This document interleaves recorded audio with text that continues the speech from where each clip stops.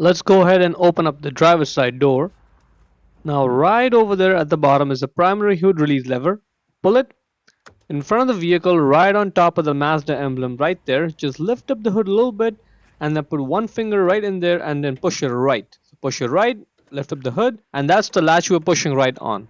Now get the prop rod and put it right over there in that slot with the arrow marking it and pull it back a little bit to secure it. Let's get started with the driver's side bulb. That's the bulb right there. The way to access it is behind it. That's the bulb holder right there. Just grab it and twist it left a little bit to loosen it, and now you can get it out of the light. That's the bulb right over there. When you're handling bulbs, it's best to not touch the glass surface of the bulb directly. So wear some gloves or use a towel or something. Then grab the bulb and just pull it out straight. There it is. The bulb size is right there on it. 7444NA. Again, 7444NA. Get the new bulb, align it over there and push it in to secure it. Now let's put the bulb holder back in the light.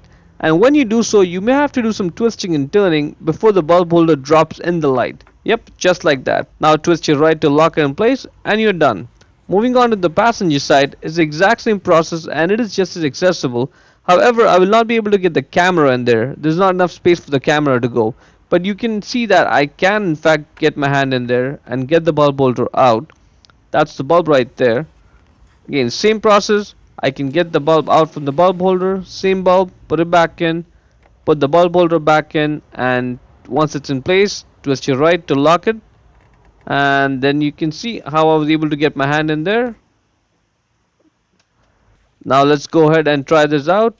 Let's turn the four-way flashers on, the hazard lights, and this bulb is working good and the other one is working good as well, and that's about it.